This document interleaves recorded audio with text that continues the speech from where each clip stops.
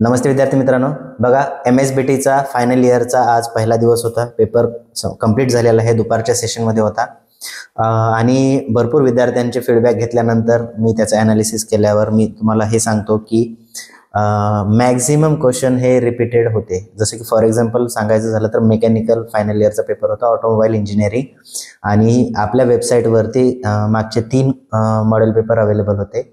समर winter 2024 आणि समर 2025. या 3 पेपरमधनंच maximum question जे आहेत ते त्यामधनंच रिपीट झालेले आहेत. ठीक आहे, विद्यार्थ्यांकडनं फीडबॅक घेतल्यानंतर असं आढळलं की जवळपास 70 म्हणजे आउट ऑफ क्वेश्चन जरी म्हटलं आपण तरी सर्वच्या सर्व क्वेश्चन हे प्रिव्हियस क्वेश्चन पेपर मॉडेल आन्सरमधनं किंवा क्वेश्चन पेपरमधनं रिपीट झालेले आहेत. त्यामुळं ज्या विद्यार्थ्यांनी प्रिव्हियसचे मॉडेल पेपरचा स्टडी केला होता त्या विद्यार्थ्यांना सगळ्यांना पेपर हा चांगला गेलेला आहे. ठीक आहे, त्यामुळे आता पुढचे जे अपकमिंग पेपर असतील तर त्याचे जर मॉडेल आन्सर तुम्हाला हवे असतील तर सिम्पली तुम्हाला जायचं आहे गुगलवरती bcsir.com सर्च करायचं किंवा bcsir सर्च केल्यानंतर वेबसाईट येईल 1 नंबरला. या ठिकाणी मी डेमो करून दाखवतो. bcsir.com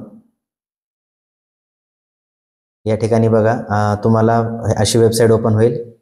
यावरती मॉडेल आन्सर पेपरवरती जर गेले तुम्ही तर या ठिकाणी समर 2024 विंटर 24 असे पेपर दिसतील. या ठिकाणी ब्रँच पण अवेलेबल आहेत. तुम्ही डायरेक्टली या ठिकाणी ब्रँच सिलेक्ट करू शकता. अदरवाईज या ठिकाणी सर्चचं ऑप्शन आहे. या ठिकाणी सर्च केल्यानंतर तुमचं जो पेपर आहे त्याचा कोड तुम्ही टाकायचा आहे किंवा पेपरचं नाव टाकल्यानंतर त्या ठिकाणी तुम्हाला पेपर अवेलेबल असतील. ठीक आहे, आता फॉर एक्झाम्पल म्हणून या ठिकाणी विंटर 24 किंवा समर 24चा पेपर घेऊया आपण. याच्यावरती जर गेलो आपण, सपोज मेकॅनिकल ब्रँच घेईल आला तर मेकॅनिकल 5th सेमिस्टर या ठिकाणी जर गेलो आपण तर या ठिकाणी बघा अशा प्रकारचा इंटरफेस ओपन झाला आणि 5th सेमिस्टरचे सर्व पेपर जे आहेत ते इथे तुम्हाला दिसायला लागले आहे ना. आता मॉडेल पेपर जो आहे हा पेपर जर बघायला गेलो आपण, ठीक आहे, समर विंटर, तर सपोज हा समर 25चा पेपर आहे. याला ओपन करूया.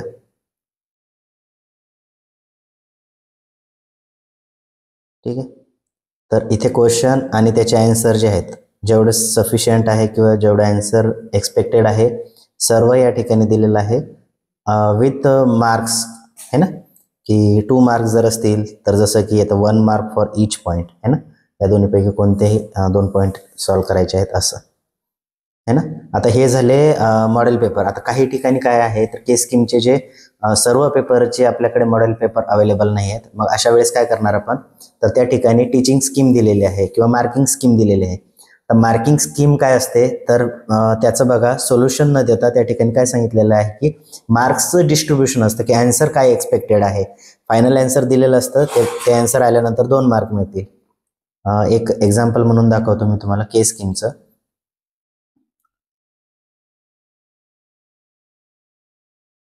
या ठिकाणी समर 25 केलो आपण.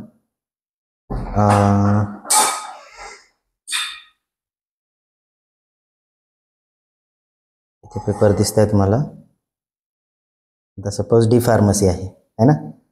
डी फार्मसीची पण आपल्याकडे टीचिंग स्कीम अवेलेबल आहे. तसेच फर्स्ट इयरचे पण आहे. तुम्ही तुमच्या कोडनुसार बघू शकता. ओके, या ठिकाणी ओपन करतो. आता बघा काय सांगितलेलं आहे इथे, मार्किंग स्कीम अर्धा mark 0.5 mark for each point है ना. मार्किंग स्कीम काय आहे तर half mark for each point and consider any 10 point of history. Okay, तर अशा प्रकारे इथं 5 मार्काचा क्वेश्चन आहे. या ठिकाणी मार्क्स डिस्ट्रीब्युशन दिलेलं आहे. त्यानंतर जसं की explain construction working, advantage, disadvantage and use of mill working on principle of both impact and attrition. Okay, तर इथे 5 पॉईंट आहेत, 1 मार्क आहे ईच पॉईंटला. याला म्हणतो आपण मार्किंग स्कीम. तर मार्किंग स्कीम पण तुम्ही बघू शकता. आणि जर एखादा पेपर तुमचा अवेलेबल नसेल इथे तर तसं कमेंट बॉक्समध्ये मेन्शन करा. जर पॉसिबल झालं तर मी त्या ठिकाणी अवेलेबल करून देईल. आता हे झालं मॉडेल पेपर. आता बघा नोट्स, जे विद्यार्थी फर्स्ट इयरचे आहेत तर फर्स्ट इयरसाठी या ठिकाणी नोट्स अवेलेबल करून दिलेले आहेत. जसं की BMS आहे, त्यानंतर इंग्लिश आहे तुमचं कम्युनिकेशन, हे झालं. आता बघा युनिट नंबर 3 स्ट्रेट लाईन, त्याचे पूर्ण हँड रिटन नोट्स या ठिकाणी अवेलेबल आहेत. तुम्ही इझिली डाउनलोड पण करू शकता आणि त्याचं हे पण करू शकता, प्रिपरेशन पण करू शकता. आता कसं, या ठिकाणी सपोज हा मॅट्रासिस चॅप्टर आहे, ओके, याच्यावरती जर क्लिक केलं आपण तर पूर्ण PDF तुम्ही डाउनलोड करू शकता या ठिकाणी, है ना. डाउनलोडवरती जर गेलो तर हे PDF जे आहे ते डाउनलोड होते. अशा प्रकारे तुम्ही डाउनलोड पण करू शकता. आणि बघा इथे पूर्ण हँड रिटन दिलेले आहेत नोट्स.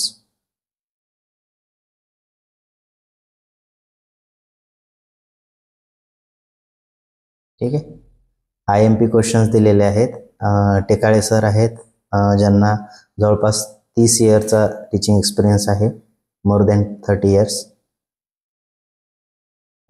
तर त्यांनी IMP क्वेश्चन्स पण दिलेले आहेत आणि कोणते क्वेश्चन्स कशा प्रकारे येतात याचं पण तुम्हाला आन्सर पण दिलेलं आहे. जसं की मॅट्रिक्स ह्या टॉपिकवरती बघा, क्वेश्चन नंबर 2 आणि 4 मध्ये 2 क्वेश्चन विचारले जातात, एक 4 मार्काचा, दुसरा पण 4 मार्काचा, 8 मार्काचे क्वेश्चन अशा टाईपचे येतात. असं पण पूर्ण डिस्क्रिप्शन सरांनी दिलेलं आहे. त्यामुळे तुम्ही याचा रेफरन्स करा, डेफिनेटली याचा बेनिफिट तुम्हाला होईल. ओके, हा झाला एक चॅप्टर.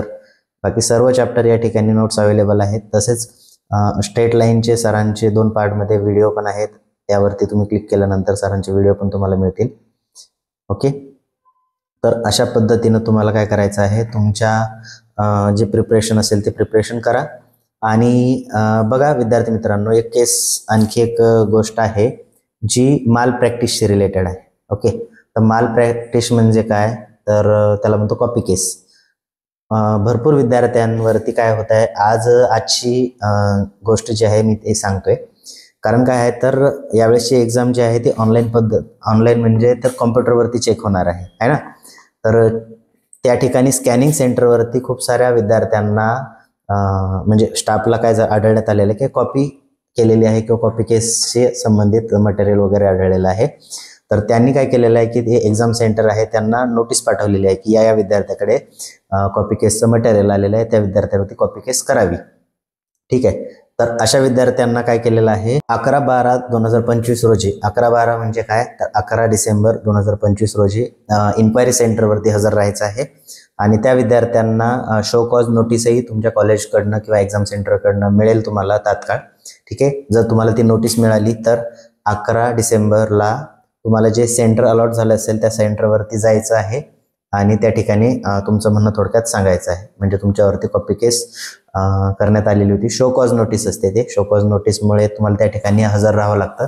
जर त्या ठिकाणी तुम्ही हजर नाही राहिले तर असा अर्थ होतो की तुम्हाला तुमच्यावरती झालेली कॉपी केस जी आहे ती मंजूर आहे आणि तुमच्यावरती कॉपी केस होते.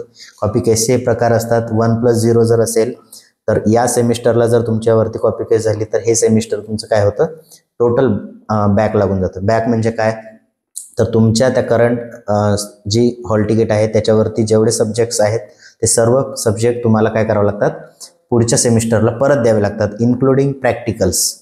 ठीक आहे, प्रॅक्टिकल्स असेल आणि या ठिकाणी जेवढे काही टर्म वर्क असेल ते टर्म वर्क पण तुम्हाला परत द्यावं लागतं.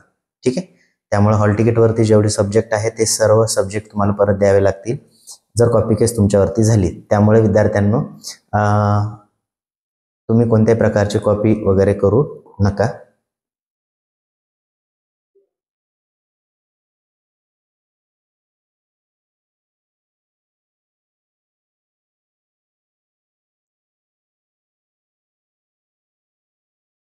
ठीक आहे, आय होप तुम्हाला समजलं असेल.